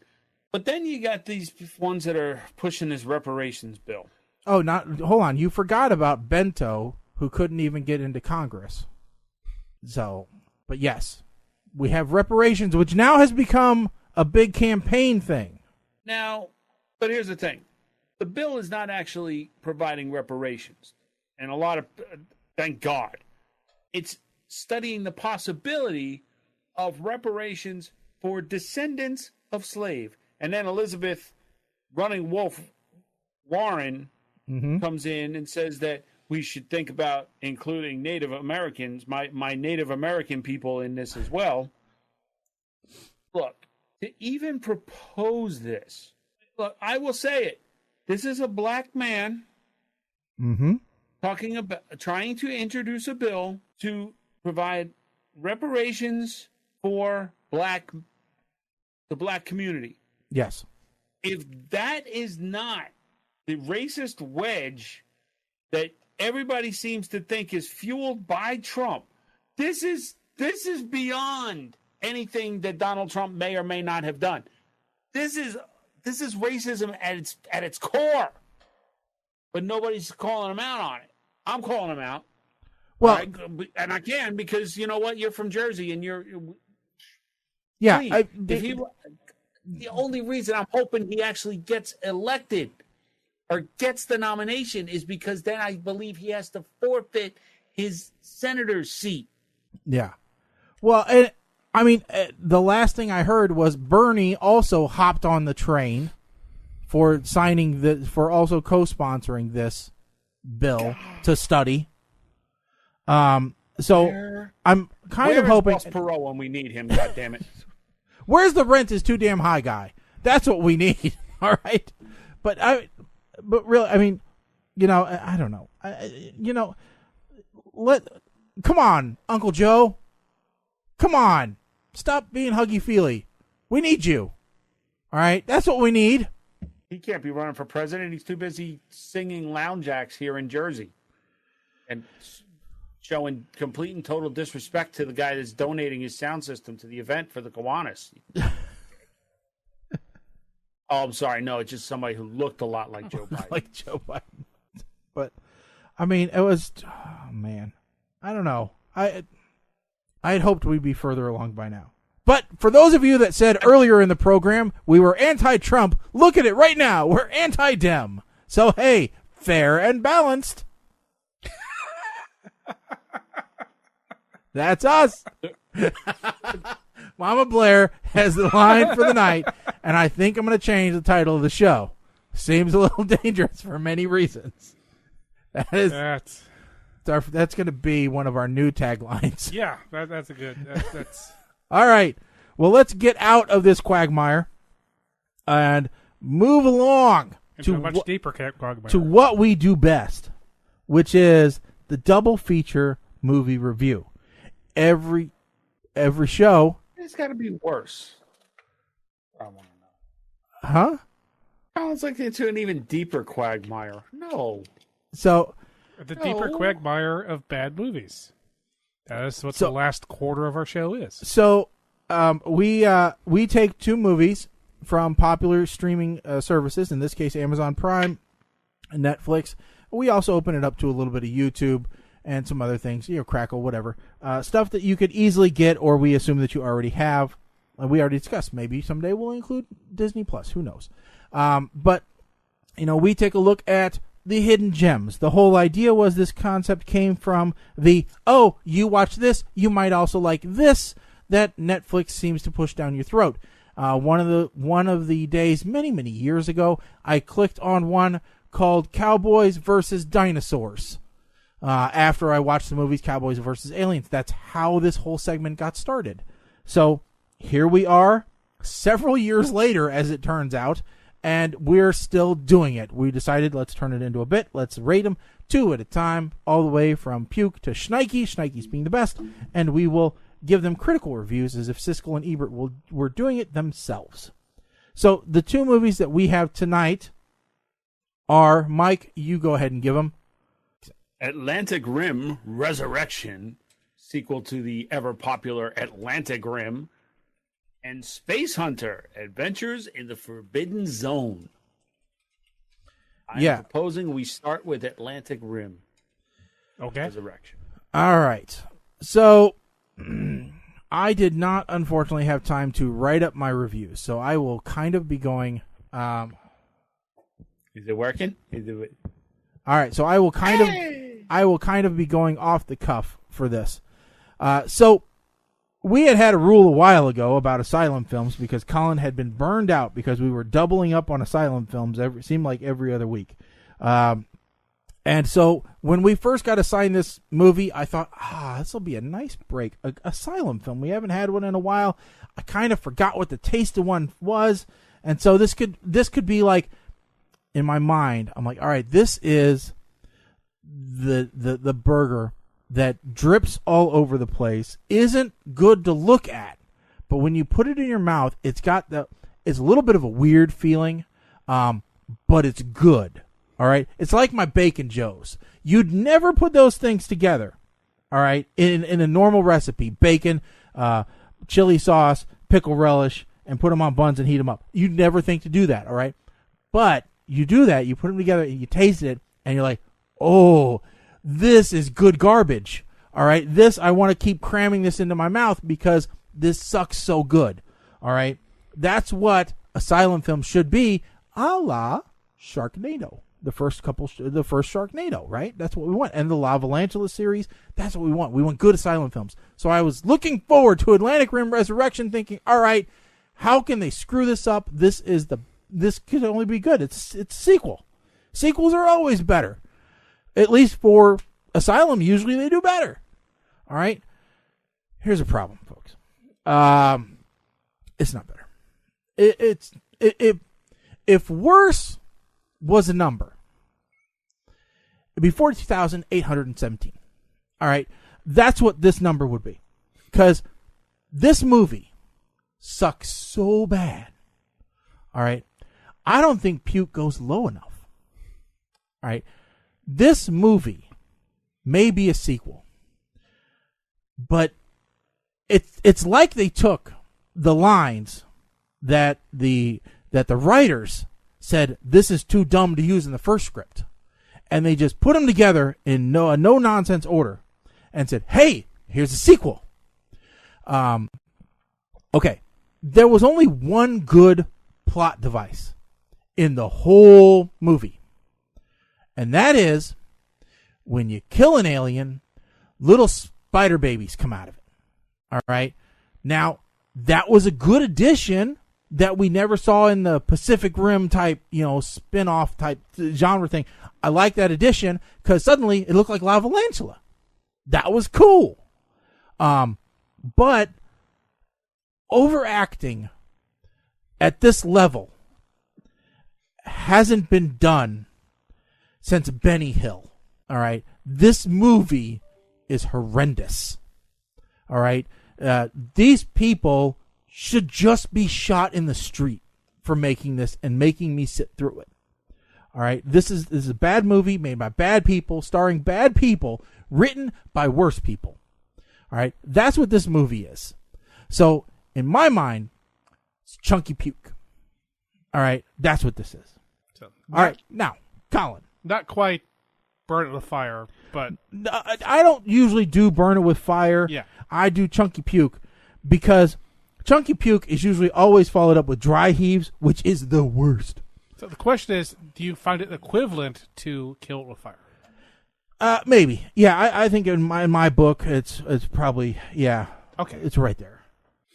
Colin, you're up. Okay, so I will say I found this one actually slightly better than the first one. It has all the hallmarks of why asylum films are terrible. So it starts with 3 people in a bar, okay? And it spends forever on these characters talking about stuff that does not matter. And it's one shots. It's like Shaggy was sitting there pushing the button for Mike's face, and then Shaggy's face, and then my face. So every time we talk, it just keeps going to our faces. It never goes to setting the scene again. Just basically, it's terrible, terrible editing. Every time we do these asylum films, that's what I get them on mostly, is they cannot edit themselves at all. You could cut half that scene, and you might have a good scene. Well, not a good scene. You have a scene, at least. But the worst part is that almost all 3 of those characters are either killed off or locked out or just disappear and are useless. So you have this humongous scene getting into the inner thinking of these characters, and then they are mostly disposable. As far as I can tell, I don't think anybody from the first movie is in this movie. It's set up to make you think, it's because there's enough times gone by, you might think that like the lead character was supposed to be a carryover, but as far as I can tell, he wasn't in the first one. Other things you might see, for those who've never seen an asylum film, here is how an asylum film does costuming for a military army general. Okay, they put a black jacket on him, and then they get 3 or 4 ribbon-looking things, and they stick it on his chest, and he's a general. What? There's no general. I mean, there's no stars. No, it's 3 good conduct medal ribbons, and then later when they're outside, they put 2 more ribbons underneath it, but just for the scenes when he's outside. As soon as he's back inside again, they're gone again. It's like someone thought, oh, he doesn't look general enough. Here's a temporary tattoo I just found. Let's just stick it on there like it's another medal. So as Shaggy said, so they find that the monster character, the monster gets killed. Little ones come out. Okay, so the little ones are running around, and more monsters come out. They try to kill them with a flamethrower filled with pathogens that they waved a wand over one of the little things to figure out how to kill them. And then for no apparent reason, the system they're trying to use on the robot to spray this stuff doesn't work. Which then goes to a scene of one guy waving a gun at them with the giant robot to give the other guy time to figure out why the flamethrower that's supposed to spray the stuff doesn't work. Now, from a shooting perspective, this means one guy just kind of does this for a while, while the other guy looks really constipated and just sits there going, "Oh, I'm trying to figure out why this doesn't work." Oh! And he was just going, "What is he doing?" He's supposed to be. He is in a cockpit that looks like it's big enough for a Star Destroyer, and he's sitting there in this little seat at the front of it. Sometimes they come in from the back, but mostly when other characters are coming to them, they just come through the front. Like the best way for everybody else to come into this giant robot is just to crawl through a window instead of the giant elevator system. I guess it's in the back. I don't. Anyway. So finally, the first guy goes. The second guy says, "Oh." So his constipation finally comes to him. He says, "I know what I'll do. I will ram my arm into the alien, and then the acid inside of the alien will open up the canister and kill it." And the first guy goes, "Great, but before you do that, let me ram myself into the monster and blow myself up for no reason whatsoever."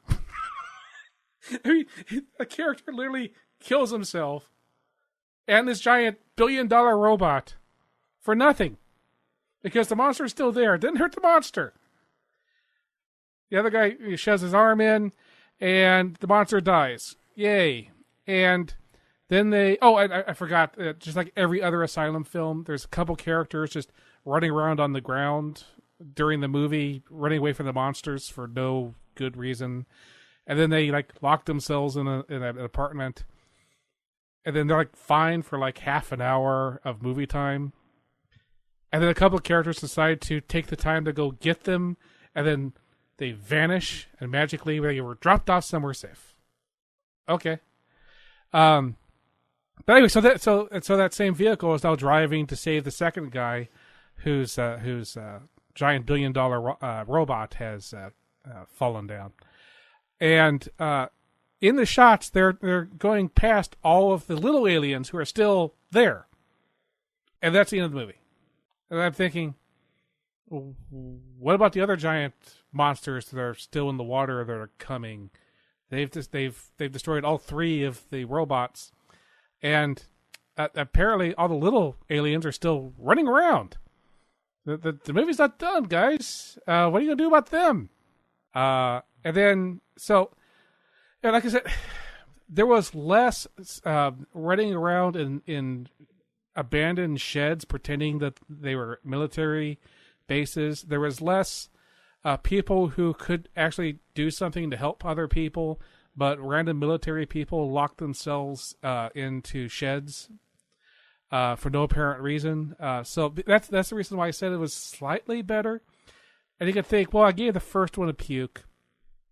Could I give this one something better? And the answer is no, because of the biggest sin this movie has. Mm-hmm. These little aliens are running around, looking somewhat similar to the animation that they used for Lavalantulas. Yet there is no cameo from Steve Guttenberg. If there was a Lavalantula cameo in there somewhere, I would give this a better rating. But without that, it's puke. All right, Mike, after that 20-minute review, what do you got left in the tank? Putting up my shirt this evening. And a little intellectual humor. All right. 15 minutes into this movie, and I had nothing to comment about.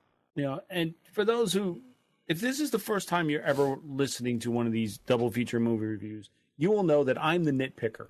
I find flaws and I pick out specific details that I think are problems with that you might see, or I am getting too old man get off my lawn when it comes to these movies, and I see. But the doc who's getting the new bots together, 15 minutes in, she's standing there talking into what appears to be a USB drive on the end of a telephone cord. Okay, now I have a problem.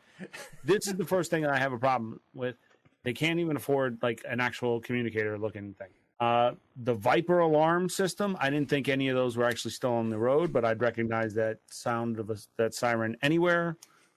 That's how you knew you had a good alarm, because you had the 6-tone Viper siren. Movie was going typical Asylum style.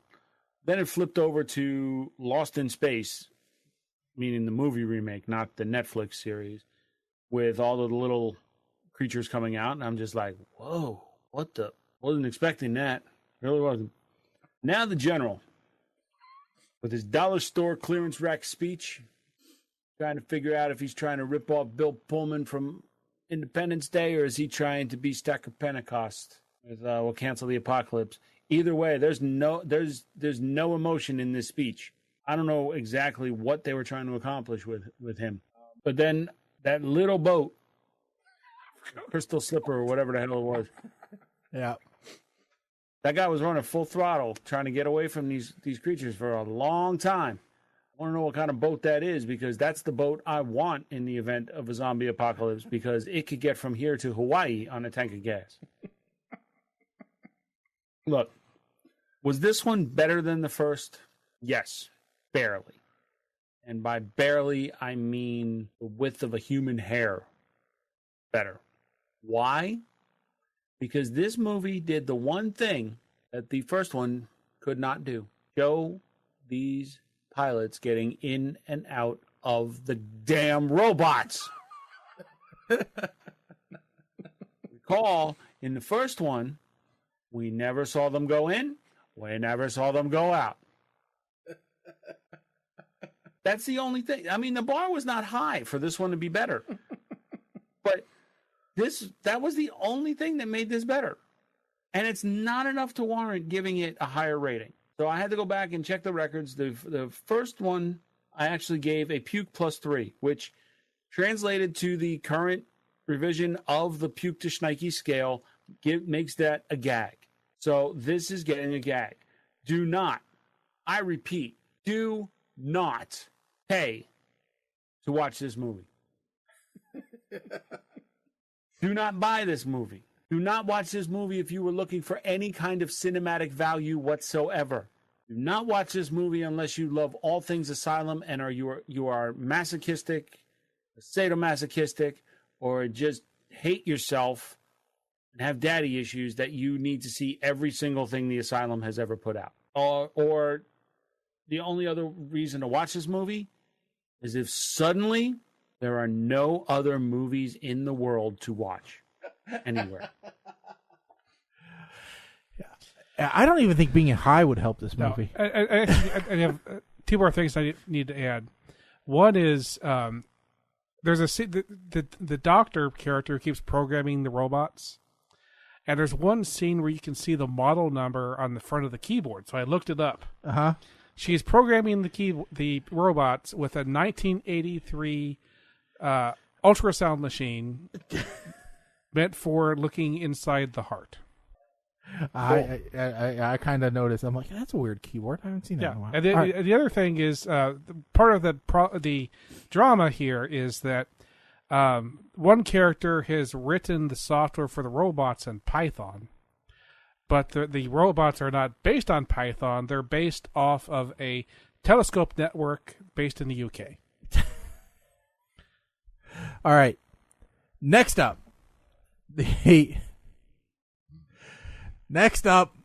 Space Hunter Adventures in the Forbidden Zone in 3D.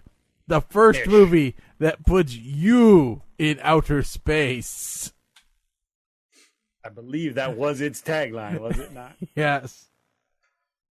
All right. Again, I do not have a write-up for this. All right. So, one thing to remember is that this movie came out at about the same time as several other movies. Cherry 2000, Ice Pirates, Krull, Space Raiders, things like that. Good movies. Movies that entertained, had good acting. You could follow the plot. Didn't seem like they were made on a dime budget. All right? Mostly movies that didn't star Peter Strauss, Molly Ringwald, or Ernie Hudson. Because, let's be clear about this, Peter Strauss has been in nothing good. All right? You don't know him for anything really well. He's just really a bit person. I can't see anything of any meaning in his entire IMDb catalog. So don't bother looking him up. It's just a waste. Now, let's go on to the two people that you should know. Molly Ringwald. Let's see the movies that she acts well in. 16 Candles. Teen, drama. The Breakfast Club. Teen drama. Pretty in Pink. Teen drama. You notice a pattern here?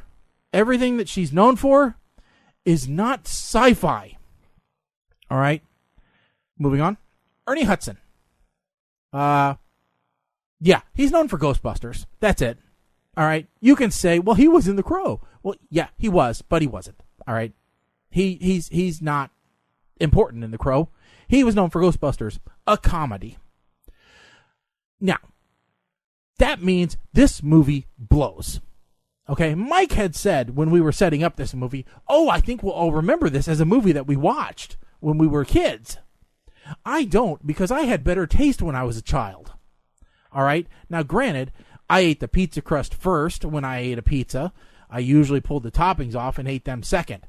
But even that has better taste than this movie. This movie is horrible. Okay? What kind of a tracker, which is what Molly Ringwald plays, doesn't know the places on the planet that are guaranteed to get you killed? All right? That's a horrible, horrible job of tracking. I would have fired her or killed her first. Okay? This whole thing is reminiscent, really, of Spaceballs. And if Spaceballs got the inspiration from this movie, Mel Brooks is a magician. Okay? Because Spaceballs, great comedy, sci-fi. This, garbage. But the whole thing is kind of similar. So we get, in this case, 3 girls that were rescued from a crashed airliner, or that need rescuing from a crashed airliner, in this case, on, like, Mad Max Thunderdome planet, with Michael Ironside, of all people, playing the dismembered, semi-mechanical overlord of the planet, which, I don't know. Edward Scissorhands was a fine thing in the 80s, but I don't think he really needed to be ruler of a planet. This movie, it drags forever, really is horrible, and like I said, I think they reused some of the stuff from Mad Max Thunderdome. I think I saw those motorcycles before. Definitely the car that Ernie Hudson was driving around was recycled. The best part, the person that I liked the most about this, they killed off in the first 15 minutes. All right, and that was the person that ended up being a robot, which I kind of called that 5 minutes into the movie. I'm like, she's not real, but she is hot. And I'm sure that she's not going to last, because that would just make too much sense, and we'd have an 80s like skin flick instead of a sci-fi film. So, yeah, you lose points for killing, her off, because you should have kept her around. It would have been better. But then we would have had Cherry 2000 almost. So I'm not going to make as long of a speech on this one. This is a horrible movie. Don't do it. If you want to watch a good movie about a space rescue, watch The Adventures of Saber Rain. That's much better than this piece of trash. All right. And we're still hoping for a sequel on that one. So come on, get with it, guys. This one, again, not quite puke with chunks. Just a straight puke. All right. This is like bad Thai food puke. So, just straight puke for me. Colin? Okay. First thing I'm going to... Oh. Yep. I'm waiting for you to push the button. I'm pushing the button. There we are. There you are. There I am. Apparently I'm multiple people now. Yes. First, a couple corrections. Okay. Ernie Hudson is mostly a TV actor. So he has been in lots of good TV. It's only actually been in just like a couple movies, including this piece of trash. It should be pointed out that this was Molly Ringwald at 15, so this is a year before 16 Candles. So this was like one of the, not the first thing. The first thing she did was Facts of Life. But this is still nearly one of the first things that she did for her. And I've looked at lots of articles, just real quick, by searching. She's never mentioned this movie. So you're saying it's her Once Bitten? Possibly. Yeah, I think Michael Ironside was actually known for just doing this kind of thing. So, and this was a couple years before Thunderdome. So it is possible that Thunderdome stole some of these vehicles for themselves, but not the other way around. But yeah, that's the most interesting things I could think of to talk about in this movie. Other than it gave me a little bit of Firefly.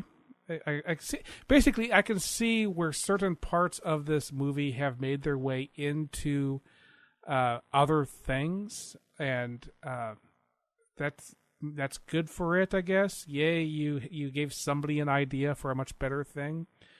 The main characters, I actually did not have much of a problem with any of the main characters and some of the set pieces. My biggest problem with this movie is it didn't go anywhere. So the movie is about trying to save 3 women. None of them ever got any characterization whatsoever. So if the 3 people who they're trying to save had died, you would not care because you don't know who they are in the first place. And in the end, the movie saves those people. Yay. And hopefully the guy is going to get his money, but there wasn't much payoff here. You barely understood that the bad guys were bad, because apparently it felt like everybody on this planet was bad, including the main characters. So it was a bunch of bad people chasing other bad people to save 3 completely nameless, characterless, and apparently mindless bimbos. Yeah, that's a movie. That's an entire movie of watching stuff happen.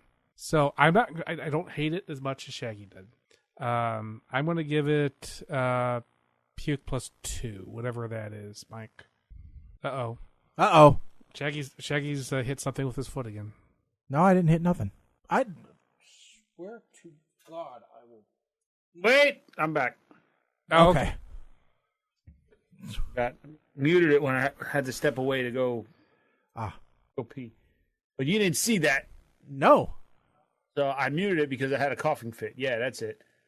Muted it to stop from cursing at you guys because pissing my Cheerios. Look, this movie, not only did it have real stars in Ernie Hudson, a young Molly Ringwald, Michael Ironside, Colin Mockery. Yes, Colin Mockery was in this. This is a big screen debut of Colin Mockery, even though he's uncredited. Okay. He was the guard when Molly Ringwald walked in after she was specifically told not to leave the Scrambler. Walked in and she turned around and was talking. Colin Mockery was the guard that grabbed her. Yeah, you are correct. So not only did this movie have real stars, real celebrities early in their careers, but you had Ivan Reitman as the executive producer. You have Harold Ramis as the executive director. This is lightning in a bottle here, guys. I mean, I don't understand. The very beginning, the opening scenes, okay, yes, I have an issue. How were these models or whatever the hell they were able to get into the life pod and get into the Uber suit so quickly after the emergency was declared? It's almost like they were hanging out in the life pod with the suits on just in case, like they were like hoops on the ferry going to Nantucket in the lifeboat on the ferry because he's that afraid of water. So yeah, the movie has its flaws. I get it.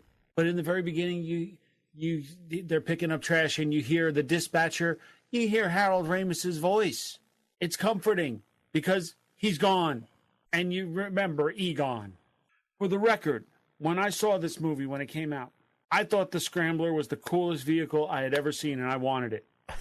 And I was so heartbroken when I saw it not too much later on an episode of Knight Rider with a battering ram installed. Yeah, look it up. I was so mad when One of the things I love about watching these old 3D movies, this one, Jaws 3D, is another terrible 3D movie that stands out. You can always tell the scenes when it was painfully obvious that they were trying to utilize the 3D effect. In this one, it's when the guy has the needle and he's pointing it right at the camera. You know darn well that needle was right here in your face during the 3D showing. Just like I had fond memories of the Scrambler when I was a kid, I had nightmares about the children of the canyon and their Molotov cocktails. And maybe that's why I'm not sleeping so well, because seeing this brought those nightmares back. It was creepy. One of them even looked like the little person that pumps gas at the gas station around the corner that I normally go to. Now I got to find a new gas station. I can't go there anymore. Shaggy, you mentioned when we pulled this up that Saber Rain was a suggested similar title by Amazon. And the funny part is that Saber Rain was made in 2017. Space Hunter was made in 1983. And despite almost a 35-year gap between the two of them, they do seem somewhat similar. Space Hunter reminds me of a time when movies were all about fun. They were all about what could be, without nitpicking the way I do everything of the internet, talking about what's realistic and what's not, about plot holes and what's not. Space Hunter is from a time where men were men, where TV shows had theme songs written for the show, when James Bond had chest hair. That's right. This movie was from a prime golden era of 3D, where it didn't cost extra to see 3D in all its glory. You got to keep your 3D glasses and reuse them many times as you wanted. You even got to use them at home, because the local Channel 11 affiliate, WPIX, they would play 3D movies on Friday nights. See Creature from the Black Lagoon in 3D with the same 3D glasses that you got for Space Hunter. They printed 3D comics with the red and the green, or red and the blue. While this movie wasn't a blockbuster hit, it did make $16.5 million on a $14.4 million budget, which in this day and age was about what Avatar cost, if you adjust for inflation. I'm not giving this a shnikes, only because we didn't get to see 3D boobs. Kidding. I will give this a smile, but I do want to dispute Shaggy's thing about Molly Ringwald. When you're listing out all of the movies that she was in, do we not count The Stand as sci-fi? Ooh. I don't think I saw that close. It's Stephen King, so it's hard to be sci-fi. But it's not really horror either. So it's not really science fiction. It's fantasy. It's a super virus that leaked from a lab. It's more of a plague. You know, you get the devil and stuff. So like I said, it's not science fiction. But hey, it doesn't matter. It's still a good example. Yep, you're right. I think the examples. I think the point stands, Mike. Okay, thank you. So one thing I was going to point out is, and this is part of the reason why I found this movie. Okay, this movie was released the 20th of May, 1983. Mm-hmm. Why was it released to that day? I don't know. Because it was a week, or was it a week or 2 weeks before Star Wars? That Star Wars, Star Trek? Return of the Jedi. Oh, Return. It was Return of 1 the Jedi. week. Right. It was 1 week before Return of the Jedi. So that they made their whole $16 million that week. Yeah, because then Return of the Jedi took Pretty it. much. Yeah. By the way, this article that I'm looking at here from Goomba Stomp says Space Hunter Adventures in the Forbidden Zone is a kind of low-rent but quite charming filmmaking that movies like Manborg and Turbo Kid are calling back to with variable success. I would say they succeeded and exceeded, because I liked Turbo Kid and Manborg more than this. And when were Turbo Kid and Manborg made? Well, recently. Fairly recent. 2014, Okay. I think. 20-some, yeah. Okay, so bless you. Damn. But They had much better technology and learned from mistakes made since then. are you going to tell me that they could afford better technology? I mean, you watched Turbo Kid. Funny enough, Michael Ironside was in Turbo Kid. He was the main protagonist in Turbo Kid. Yeah, it's probably the reason why he was. So Here's the thing. This movie cost $14.4 million to make. Okay? Return of the Jedi cost $32 million to make. 32.5. So I just look at that and go, if it had been made for $7 million, I would have been much happier with it. How much did you say? It was $14.2 million? Yes. 14.4 versus 14.4. Oops. I guess they don't like commas in their numbers. You're doing Okay, the I'm doing the adjusted for inflation calculator. So it's That the would be equivalent of- $36.7 million today. Right, and it's compared to 32.5. $82.9 million. Yeah, so that's even we look. That's just like I don't know. It could have been better. Right, like I said, there's a lot about this movie that I like. Just the end ruined it for me. Well, hold on. How much did you say they made, Mike? So it cost 14.4. They made 16.2. Okay, so that's what, a $1.8 million gross? Yeah. Means they only made $4.5 million when adjusted for inflation. So they only made, I don't know, that just doesn't seem like that much profit on a movie. Yeah, it wasn't. There was no profit on this movie. Yeah, I know. When we look at movies today, if they don't double, they have to double to break even because of advertising and everything else. So yeah, this movie lost money on its original release. Yeah. So considering, I'm sure it's made money by now. I conceded that it wasn't a blockbuster hit. Yeah. Okay, I was curious. All right, so I conceded that.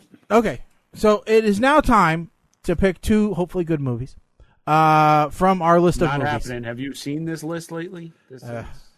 One maybe decent movie. I will say I enjoyed these two movies more than I've enjoyed some other movies recently.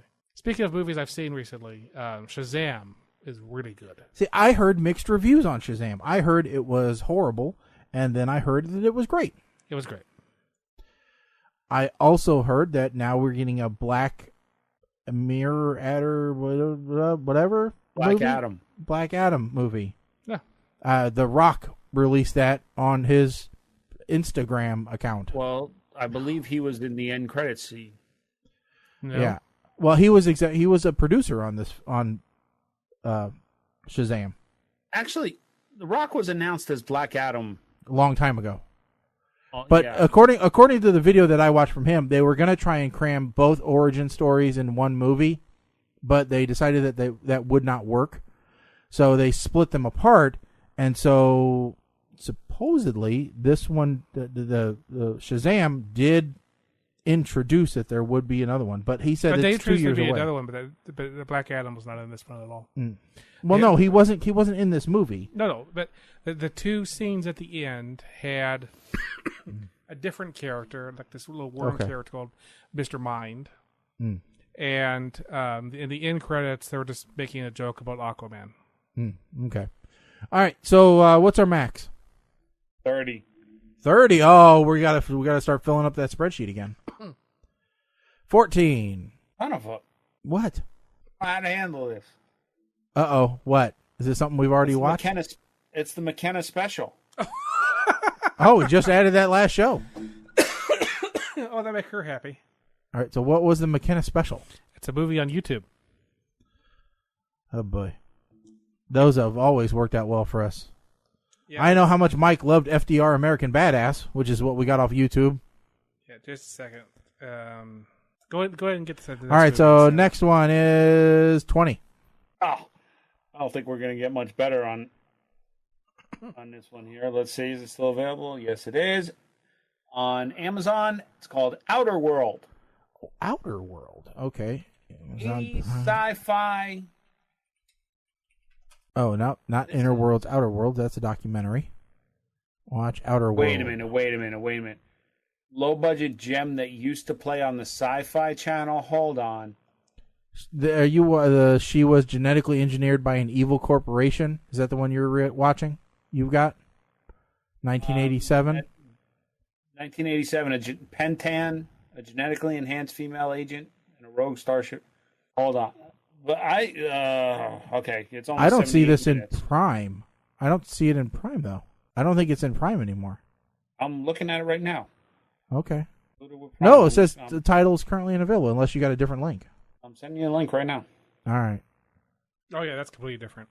That's different than the one that you had? No, it's completely different than the one you Oh, yeah. Okay. Yeah. That's really different. All right. So then, Colin, quest for the game child? Ashens and the quest for the game child. All right, so Ashens embarks on a quest to find the legendary and elusive piece of electronic tat known as the game child. Is this like a documentary? Oh, no. Okay, this just looks like... Has Warwick Davis in it. Is that the little guy? Yep. Okay. And who else does it How have many in? times do I have to tell you people that Warwick Davis does not give British stuff a pass in my book, okay? You said it once, and I've kept you to it ever since. Is this... He is not... Is this a British... Oh, it is a British... Oh, it's very British. It's adventure comedy. Stuart Ashen. Wait a second. The actor's name is actually Stuart Ashen, and he made a movie about him? He's a famous YouTube personality. Oh, God. Another movie about YouTube people? Yes. Did we learn nothing with Electra Woman and Dinah Girl? Is there a hot tub filled with puke in this? No. Then, okay. I will give it a chance. If a hot tub of puke shows up, then you could definitely run away. No, this is not. There's no way in hell this is going to... No, this is probably not going to end well. The budget was $180,000. And they're making a sequel funded on Kickstarter. Oh, my Lord. But, you know, it's there. It's there. So it's on YouTube? Yeah. Oh, yeah. All right. So we will have to find it on YouTube, and we'll watch it, and we'll... there, 130 minutes. I think I found it on Channel Flip. Oh, boy. We're going to love the hairdos. So, yeah. This is going to be great.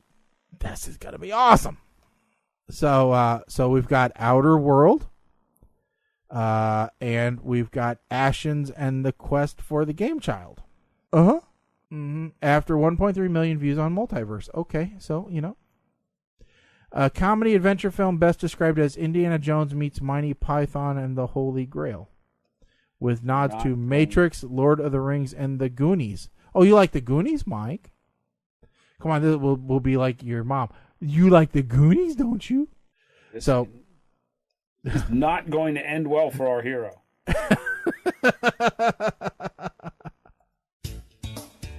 All right. With that said, folks, I think that's it for this episode of PTR Radio. Stay tuned for the next episode where we find out if Mike can stomach a British movie. Or will he bail? Seems a little dangerous for many reasons. I love that. Yep, that's the title for this episode. Thank you for listening to Seems Dangerous for Many Reasons. Oh, I've got to remember that. Yeah, you can stay in touch with the show on Facebook, Twitter, Instagram, all those fun places. You can also check out the show, PTRradio.com. Don't forget to sign up for the podcast. That's how you'll catch every episode in case you missed one live. If you notice this time, we only went live on Facebook. We are going to be changing a little bit of how we do things. We're only going to be going live on Facebook now. We won't be going live on YouTube because, honestly, nobody was watching. So there wasn't any use. We will post the video up on YouTube, so if you do subscribe to YouTube, you'll still catch it. You'll just catch it the next day. So it's just one way to streamline our process here. Plus, I'm going to completely redo the computers before the next show.